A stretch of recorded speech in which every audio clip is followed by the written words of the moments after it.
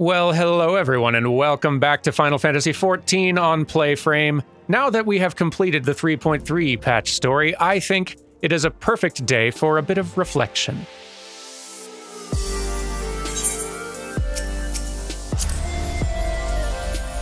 Yes, before we move ahead and on to storm-bloody things, which are very exciting things indeed, there is a little detour that I'd like to take, a little small side quest chain that is sort of just a bit of, again, reflection on the Heavensward story, and it's kind of a nice bow to put on the whole thing, I think.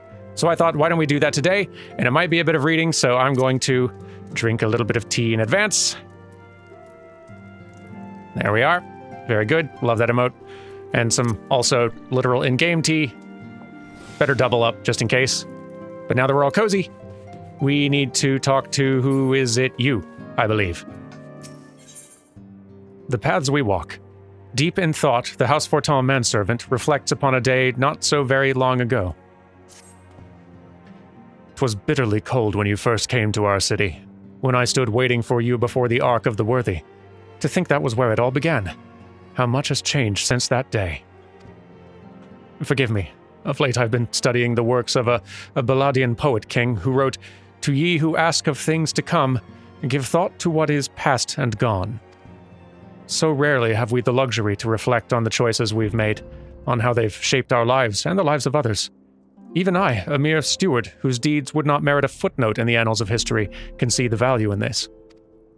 I say this to you, Master Darami, because as you move, so too does the world. Pray spare a moment to contemplate your journey while you can. The road stretched on, obscured by an endless veil of snow.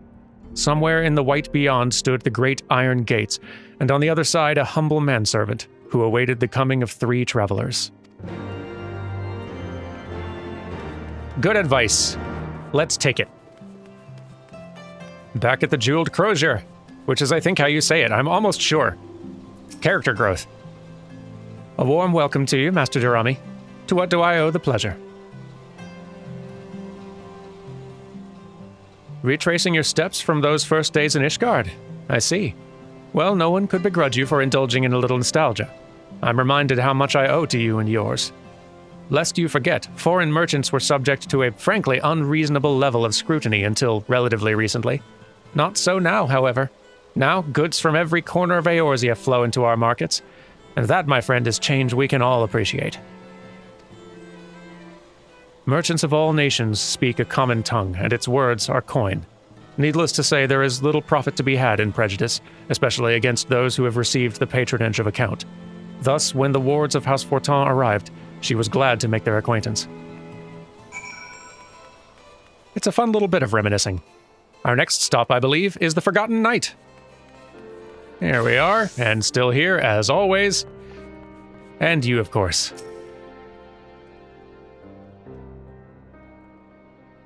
What'll it be, then? Ale? Mulled wine? No, don't tell me. Tea? You know me well. Looking out for me. Oh, so it's to be memories then, is it? Now there's a bitter draft that'll leave you wanting. Assuming you can remember your own name, that is. And take your friend, Tataru. One moment she's just another girl waiting on customers, clearing tables and so forth. And the next she's got a dozen admirers asking after her every bloody night. And I'll be damned if I can remember how it happened. I'm not surprised. Singing those stupid songs, dancing those daft dances. Though to be honest, I think it was her stories that really won him over. Stories of a certain hero's grand adventures across Eorzea, told with a flair that had put a minstrel to shame. Who doesn't love a good hero's tale, am I right? Hells, we've even got one about the man who built this tavern.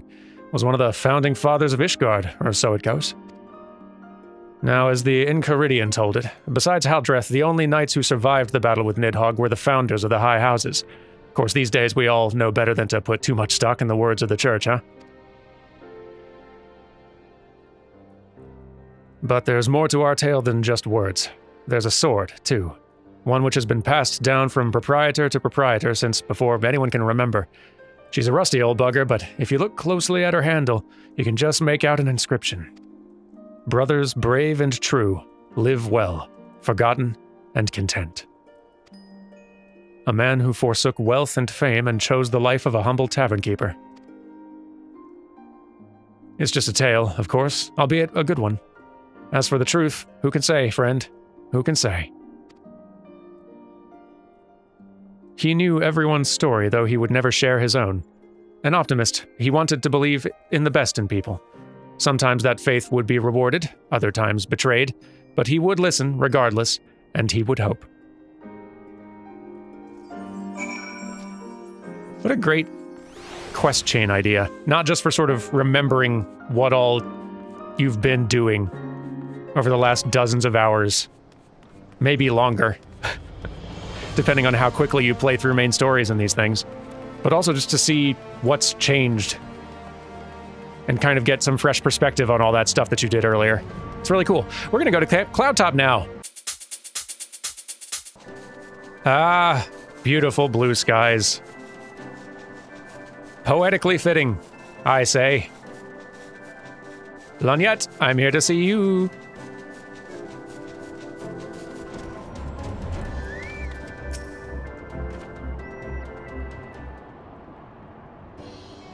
Master Jarami, I was but this moment thinking of you. I'd hoped to speak with you at Sir Emmerich's investiture, but circumstances conspired to prevent me from attending. Mayhap you'll allow me to say now what I could not say then. On behalf of House Einar and all of Ishgard, I offer unto you my deepest and most humble thanks.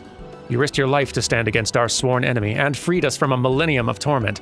Though we can never hope to repay you, we will ever remember you and your deeds, that our children and their children's children might know the man to whom they owe their lives. Good speech. I concede that the grand investiture would have been a more fitting occasion for such words, but I could not risk them being left unspoken. What brings you this way? As you can see, Camp Cloudtop remains much the same as it did during the war. Though we need no longer watch the skies for Dravanian outflyers, the Vanu Vanu have proven themselves similarly worthy of our attention. Oh, hello. I say, old boy, you have the most uncanny ability to appear whenever I least expect you. Likewise. But enough about that. Au revoir.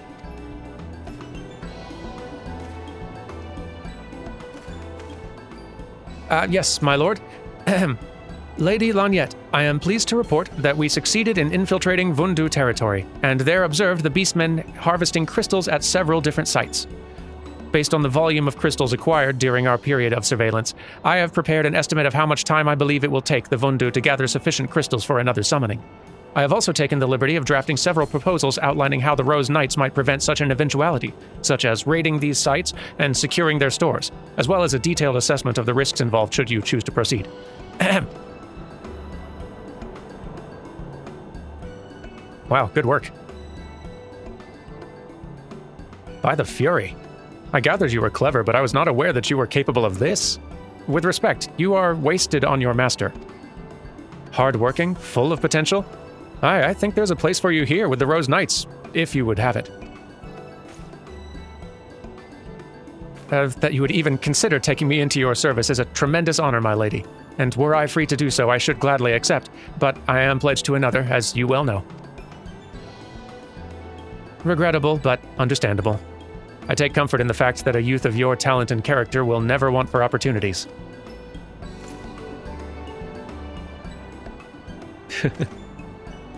Pledge to another, you rascal.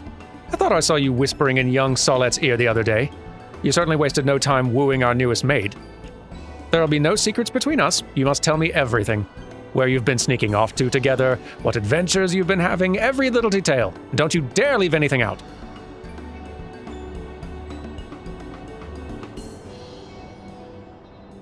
I am sure he will not. In any event, you have jointly exceeded my expectations. I grant you leave to return to the city. Should the need arise, I shall call upon you again. Thank you, my lady. I believe we shall do as you suggest. Until we meet again, Master Durrami. It's probably a bullet dodged on Arwa. It doesn't sound like this is a place for career advancement. No offense, Lanyette. Not so fast. The next airship isn't due for another hour. We have so much to talk about. Au revoir. Au revoir.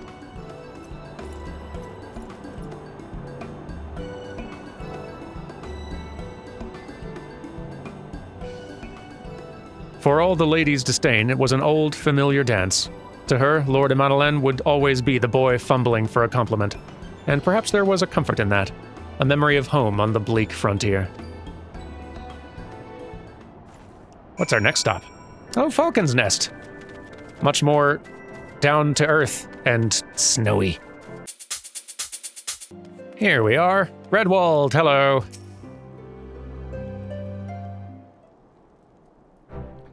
A thousand pardons, Master Durrami.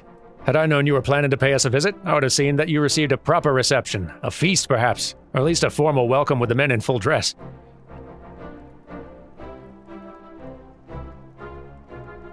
You have more than earned it. One need only look to the pilgrims who come in their droves to pray before the relief to see to the truth of that. Some abide in silence, others shed tears. Not for sorrow, you understand, but for joy. Joy at being released from Nidhogg's torment.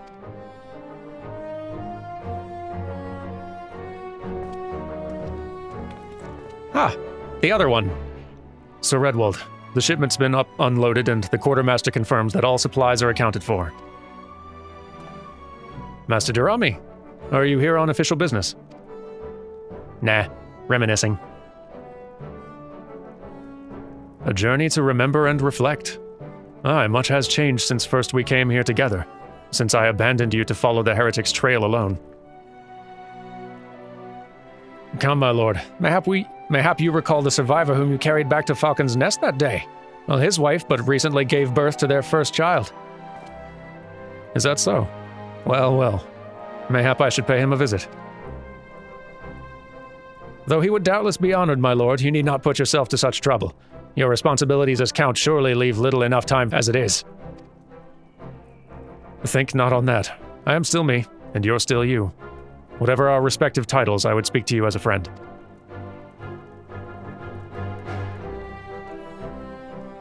This preoccupation with position and power has sown no end of discord between our two houses, to the great detriment of our nation.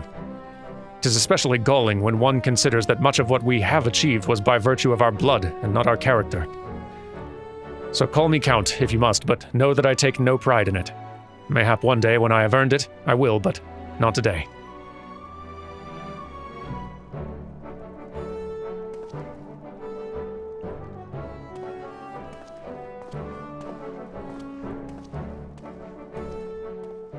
So serious. Still himself, is he? Very. An honorable man, mindful of tradition, he was loath to accept the assistance of a foreigner in exile. But when forced to confront bitter truths, he looked within and found himself wanting. Pride be damned, then, if it lead one astray. He would set aside his prejudices and join hands with this gifted outcast for the greater good of Ishgard. Where are we going next? The Supreme Sacred Tribunal of Hellenic Inquisitory Doctrine. Probably in Ishgard somewhere, yeah? That'd be my guess. Yeah, let's use Snap Traveler, we're gonna be doing this all day. Here we go! There we are. Goodness, the names you guys come up with for these places. Out of control. And also too warm for a hat.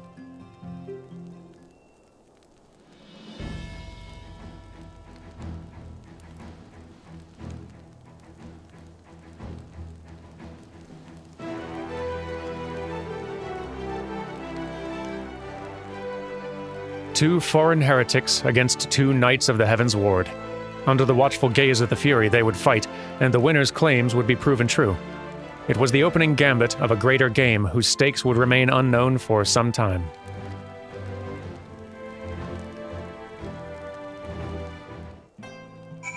All right then, to our next stop. I am glad we're doing this, actually. There's so much happens in the course of one expansion. You forget all these small moments and individual scenes.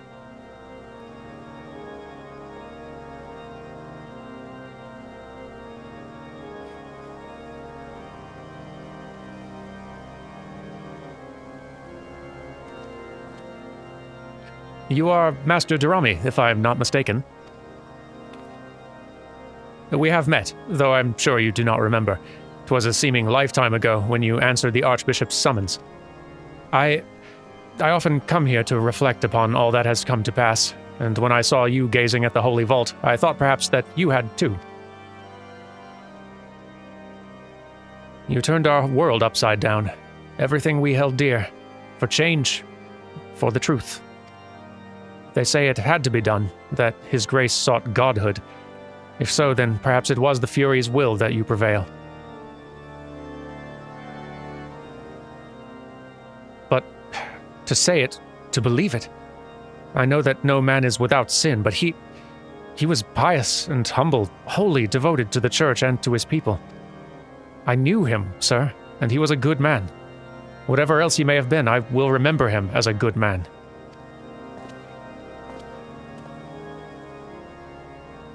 To walk the righteous path, to live for the sake of others, to rise to the highest station, yet remain powerless to bring an end to your people's suffering. What price salvation, then? What sacrifice beyond reason? For uneasy lies the head that wears a crown. Ooh, Limsa Laminsa, our next stop. Very well. And hey, since it's warmer here and we're reminiscing, why not throw on a nostalgic outfit?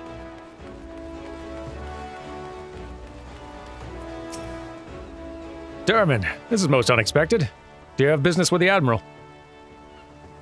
Kind of. Nothing important, actually. A journey of remembrance, you say? Well, far be it from me to deny you. Unannounced or not, I suspect the Admiral would be most displeased if she heard that I had turned you away. That's probably true. You'd be in huge trouble.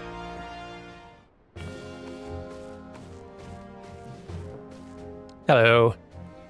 Thank the Navigator. I'd resigned myself to another day spent listening to my advisors prattle on about the Beastman's latest movements. Come, Derman, tell me of your adventures.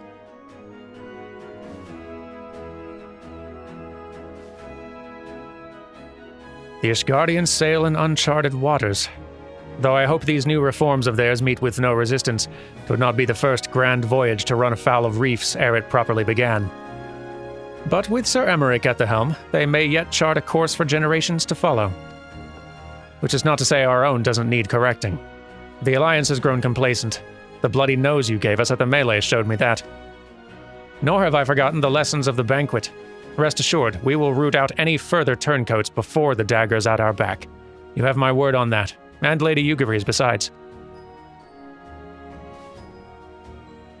She'd never been one to retreat, much less in the face of transparent theatrics, but this had been no ordinary battlefield, its rules of engagement anything but clear. So she would watch, and she would learn, and in time, she would act.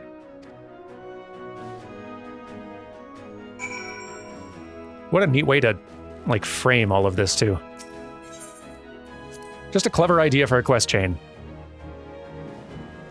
And I don't know if they... I don't remember if they did something like this with other expansions. Or if they have, I don't think I've stumbled upon it with my other character, so... If anyone knows of any, by all means, let me know. Looks like we're going to Revenant's Toll now. Boy, it got cloudy out here all of a sudden. Revenant's Toll! Here we are. Higiri! I've not seen you in ages. How's it going? Master Derman, is aught amiss? Nah, just bugging people today. I am both flattered and surprised that you should remember my small role in this tale, given the grandeur of your subsequent endeavors. Though I must confess to having derived some selfish pleasure from donning the garments of the shinobi once more, I am honored to have been able to assist in freeing General Raban from his captivity. And I believe I speak for all of my countrymen when I say that we are most grateful to have been granted the opportunity to contribute to the restoration of the Scions. Much has changed, it's true, and much may never be as it once was. But in watching you and yours rise from the ashes and rebuild, I am reminded that we must never give in to despair, for there is always something which may yet be saved. Well said. Where should I go next? Prevention was ever better than cure, as Higiri knows only too well. Will you be traveling to Ul'dah next? If so, I would ask a favor of you. I've prepared a special unguent to aid in General Raban's rehabilitation. Injuries such as his must be tended to daily, even long after they've healed. You need only deliver it to his man, Commander Swift. He'll see that the Flame General receives it. Can do. Might as well make myself useful while I'm wandering around. Alright, back home to Ul'dah then! Here we are. All quiet and peaceful. for once.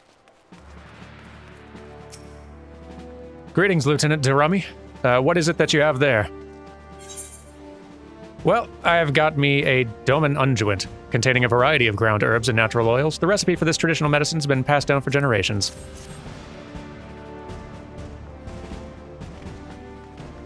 Unguent? I was not aware that the General required such stuff. And one of our Doman friends made this for him, did she? Very well, I shall be sure to pass it on. Actually, wait here. We have just this moment concluded a meeting, and I expect he'd be glad to speak with you before returning to the palace. Oh, that'd be great.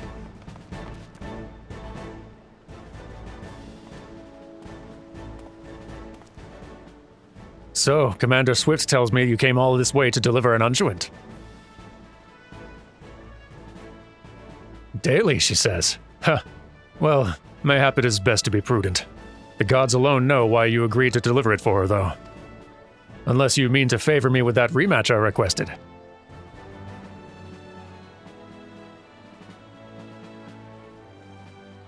I jest, lad. You're on a journey of reflection, are you not? Aye, Merlwyb said as much. And now you want to relive the moment you pulled me from the pit Ilberd left me in to rot. It shames me to think of it, that I was so blind to his hatred. Lodorito tells me that it was not always so, that Ilberd admitted to him that he once believed that I would return to Alamigo at the head of an army. But years passed and I did nothing. For all my accomplishments, for all my wealth, power, and influence, I did naught to better the plight of my people. Not for lack of trying, but Ilberd didn't know. He thought the bull of Alamigo had grown fat and complacent, that my story set a bad example for our countrymen. Forget your homeland and chase the Ul'Dan dream. A fine, impossible dream which gave men the strength to endure their hardships and try to make new lives for themselves here. So the dream had to die. He would kill me, stir up the disillusioned, arm them at the monetarist's expense, and then...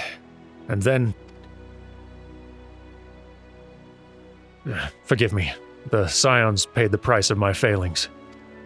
The gods know I've no shortage of debts to repay, of vows to keep, and duties to discharge. But mark me well, lad, there will be a reckoning. Mayhap not today, mayhap not tomorrow, but a reckoning there will be.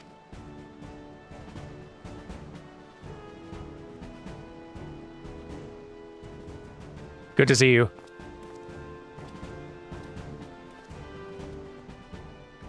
A refugee of a fallen nation, he had risen from the depths of poverty to claim a seat on the Syndicate. Yet for all his great deeds, one was left undone, and like sands through an hourglass, the years slipped away, taking with them an old friend's hope. And next, back to Kurthus. Okay, wow, we're really bouncing around today. I suppose that is always how these story campaigns go, isn't it? All over the place. By the Fury, is that you, Master Durami? Forgive me, but what reason could you possibly have for returning to this godforsaken place? Mayhap it is fate which brings you here on this day of introspection and reflection. We're come to Gorgain Mills to accept the surrender of a half-dozen heretics who once fought for the Lady Iceheart. If you're intending to visit the cellars, I would ask that you do nothing to unsettle them. Oh, sure, I won't unsettle anyone. I mean, I'll try not to.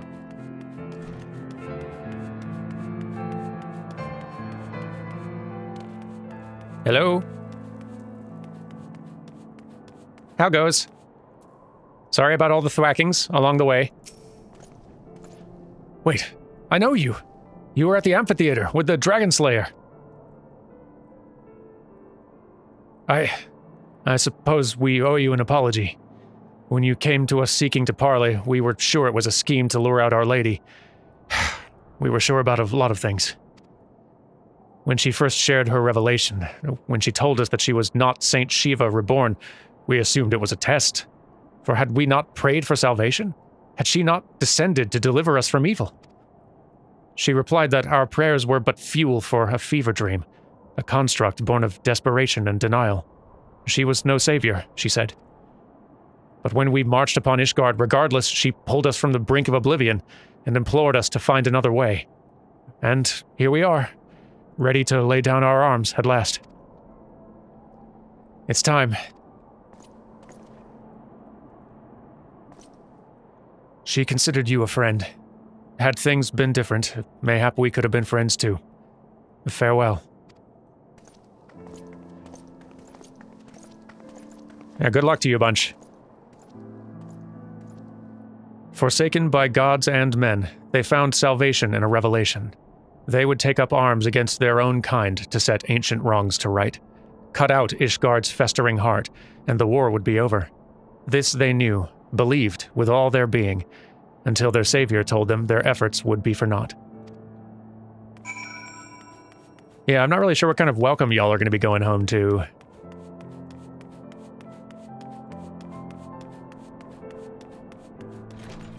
Oh, I was going to ask the guard about it, but he's already bailed. Fine. Then I'm going to wherever the convictory is. Oh, right, this little camp of dragon hunters out here. In the middle of nowhere. How are y'all holding up? Cold, I'll bet.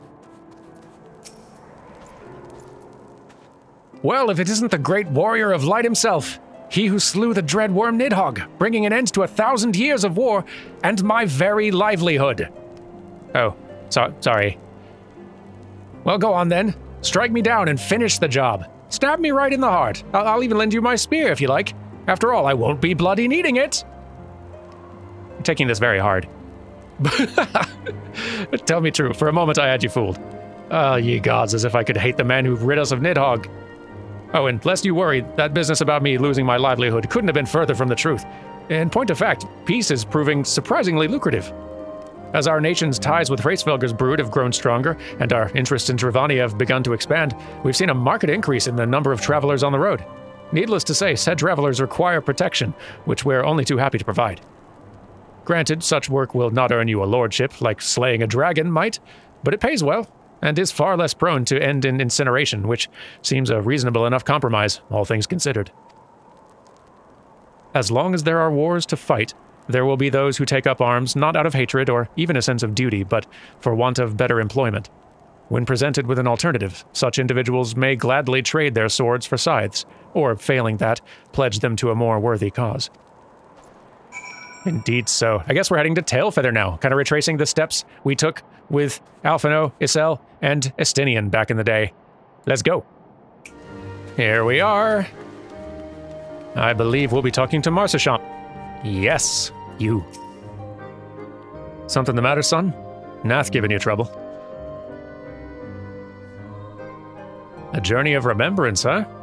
Gods, it feels like only yesterday that Isel turned up in Tailfeather with you in tow. Back into our lives and gone all too soon. Did I ever tell you how we found her 5 years back? In a torpor, out in the forest, all by her lonesome? Aye, well, we weren't about to leave her there, so we carried her back here and tended to her till she woke up. Didn't say a word for days, Isel. Just sat there and stared up at the sky, as if the ground held nothing for her. And it didn't, we learned, when she finally spoke. Now, you might think she's not one to smile, but if you'd seen her in those years that followed... And then one day, all of a sudden, she says she's got a truth that must be shared. Up and leaves for the gods nowhere. And that was the last we heard of her, for a time. Redemption's not beyond us, friends. Come and hear the truth. Come and hear the Lady Iceheart speak. And they did, from far and wide, or so the story went. Some said there was nothing in it, but I knew. I think, Dermot, that deep down most folk want to do right by themselves and by others. And they try. Oh, how they try. You do, certainly. And so did she. Well put. So tell me, where am I headed next? That's a lot of... I think it's this one. You have a lot of quests for me to do maybe someday. Marchamp would see you on your way, though. Apologies. You came here to think on your own memories, not to listen to mine. I take it the Nath are next. Right then. If we're to do this properly, you'll need to gather up your incentives, same as before. In case you've forgotten, that's a basket of fresh Kellum tree fruit, a good-sized jar of landtrap nectar, and a dirty great cartload of young Nunca flesh. What? Ah, come on, lad. Surely you can't be that bloody daft. You're more than welcome in their village already. Safe travels. Everyone's pulling pranks on me. Have I developed a reputation for being that gullible? It seems like. I only spent like 10 minutes with each of these people. What about you? Hunter of dragons and gods, I bid you welcome. What would you ask of me this eve? Once we would have had no conception of what you speak. The one mind does not forget, but we do. It can be most distressing. To remember is not enough. One must strain and give words to memory, and inscribe words upon parchment. This is the chronicler's calling. He wrote of how you came to Lost Astvath, and how you left to slay Ravana, and how the young hunter trained with the old hunter while you were away. We shall treasure these memories, this history you have given us. And when new Vath join us, we shall share it with them as well. Bound no longer to the will of the many, they were now free to walk their own path. Thus reborn, they would write the first chapter of a new history to be passed on to future generations. And as their culture grew older and richer, so too would their story. I do really enjoy just how much joy we managed to leave in our wake. We don't solve every problem. We don't help every person. We certainly don't fix every nation. Far from it. But a lot of individuals in small groups, and sometimes large groups, are made much happier by the few things we do along the way. Which is something I rather like. Vidofnir, how you doing? Friend of Isel, warrior of warriors, thou art ever welcome in Annexed Shrine. What bringeth thee to us this night? There is much wisdom to be gained from looking to the past, to walk half-remembered paths and mark anew their twists and turns. We too do this, though not through pilgrimage, nor less the written word beloved of thy historians. In song do we preserve the deeds of our lost and chronicle the passing of the ages.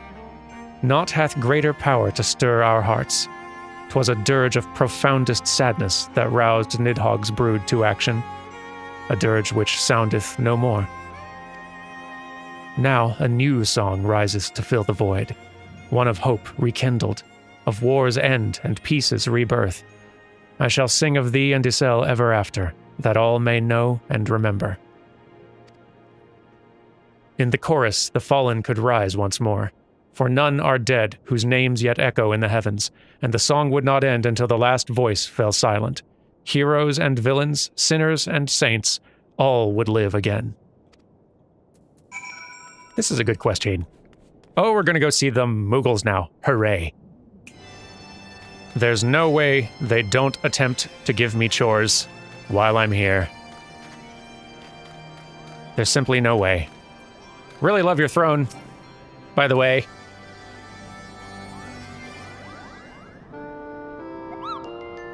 Well, yank my palm and call me a mole bat. I certainly wasn't expecting to see you today. Still calling yourself Derman? Not that there's anything wrong with that, Kupo. Anyway, what are you doing here? Thank heavens for that. I was sure you were going to ask for help with yet another one of your exciting quests. But by all means, we'd love to pass the time reminiscing about the good old days. And when better than now, Kupo? What with your friends visiting and all? Wait here and I'll fetch them.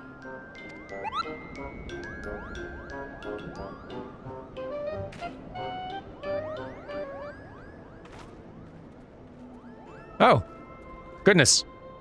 You're a long way from home. Full glad am I to see you again, Derman, and in Mogholm of all places. Kupopo, it really is you, and just when we were about to leave. I think it wonderful, this pilgrimage of yours. A final reflection upon the past, that you might face the future with eyes unclouded and a heart at peace. Few would deny that the events of recent days warrant such contemplation. When last we stood in this place, I dare say none among our number would have believed that what was to follow, young Estinian least of all. Upon learning what befell him at Azizla, I confess I thought him lost. But when Master Alphino told me of your great struggle and of his salvation, I was reminded of your talent for the impossible. If you ask me, he seemed altogether too stubborn to die. Though I suppose it is no small feat to evict a spite-filled worm once it has made its home in one's head. With Nidhogg's passing, the children of Ishgard and Dravania may at last look to the future. It is my hope, however, that they will not forget the deeds of history, nor the many thousands of lives lost in their conflict. For only through remembrance will they avoid the mistakes of the past.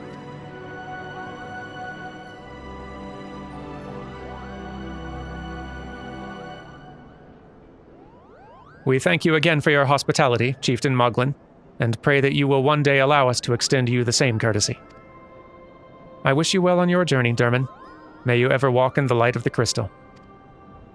Until we meet again, Kupo.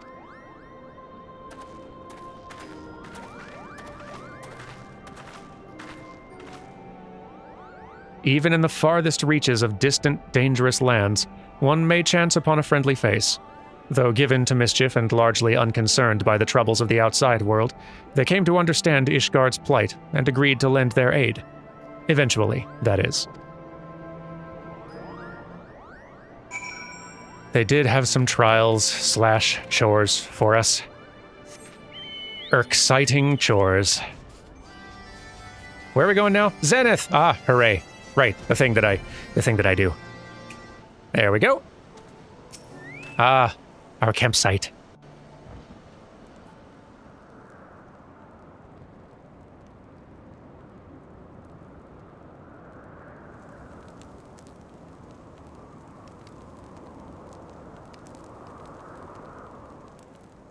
The crackling warmth of Alphino's campfire, the savory waft of Isel's bubbling stew, the soft snoring of Moghan, asleep on the grass.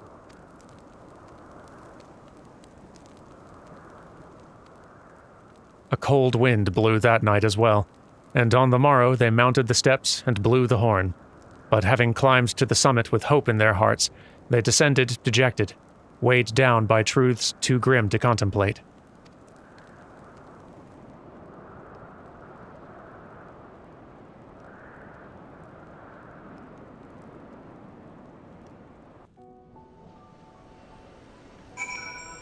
And now I guess we head back to Ul'dah.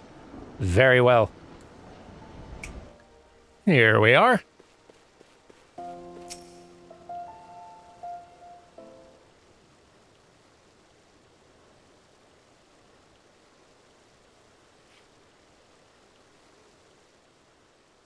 You there.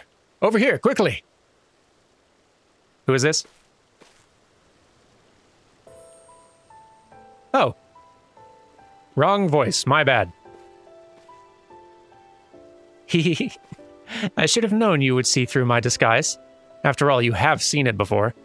But enough talk. We cannot linger here, lest the guards recognize their sultana. I wonder, so... anybody who didn't start in Ul'dah would never have encountered her in this disguise. So I guess this dialogue would be different, right? Because we saw her in episode, what, 1? I think it was, episode 1. Lady Lilira, out by the Sultan trees, which is where we first met Thancred, and we had no idea it was her at the time. And they've never really out and out said, hey, remember her, that girl, it was the Sultana. You just kind of had to put 2 and 2 together. Sorry, I'm kind of putting 2 and 2 together right now on just how they're presenting this. How did this feel, players who didn't start in Ul'dah? Had you made the connection yet? Anyway. Yes, I follow.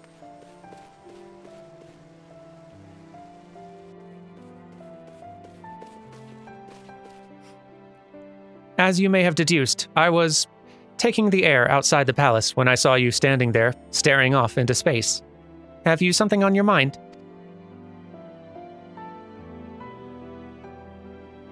I understand completely. So much has happened, so much has changed, and all in so short a space of time. Even now, I struggle to make sense of it all. But one thing at least is abundantly clear. I owe you an immense debt of gratitude for all you've done on my behalf, and on behalf of those whom I hold dear.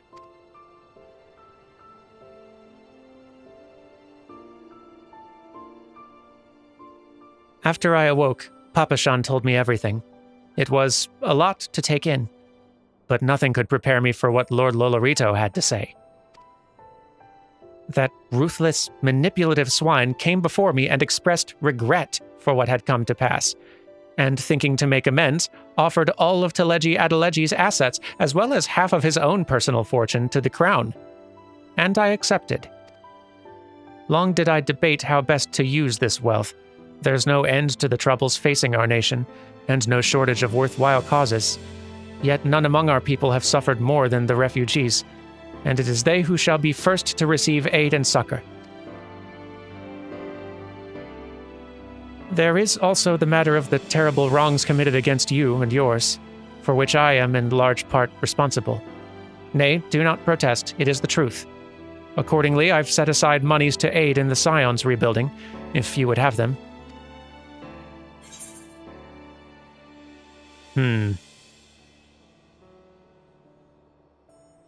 I can see a case for accepting or turning down. Here. We have been working to maintain neutrality. But since we're kind of having to do a lot of rebuilding now, thanks to Ulda's nonsense, I think we shall accept. That would be most welcome. Thank you, Your Grace.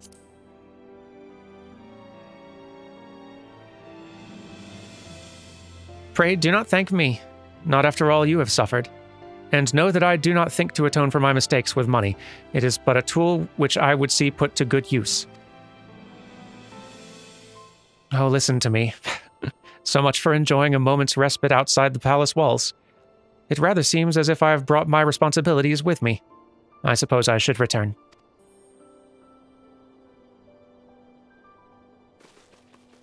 Lady Lilira! Lady Lilira, you must come home at once! Father is worried sick, you know. Confound it. You lot, search this area. I know she came through here. On the other hand, it is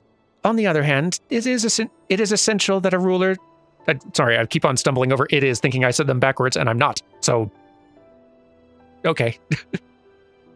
On the other hand, it is essential that a ruler see firsthand how her subjects go about their daily lives, and I've not visited the markets in weeks. 'Twould seem a shame to let this opportunity go to waste. Derman, might I impose on you to have a brief yet cordial conversation with those Sultansworn?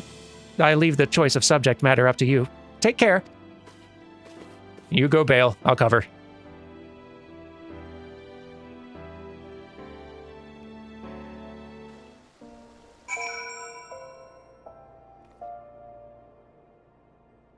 So, Sultansworn, I've been here standing and talking to no one, not talking. I've been sitting, standing, here, there. How are you doing? I beg your pardon, sir, but did you perchance to see a young noblewoman pass this way? She'd be around your height. I bet not every playable character gets that. Are you certain? Oh dear, oh dear. Master Papashan said this might happen, but I never truly believed he was serious. Yeah, tough break. Tell you what, we are well over halfway through this, but it is longer than I remember. Why don't we go ahead and just continue this next time? It's been fun. Thank you all very much for watching, and I will see you for the last of our reminiscing before moving forward next time. Take care, the lot of you, and goodbye!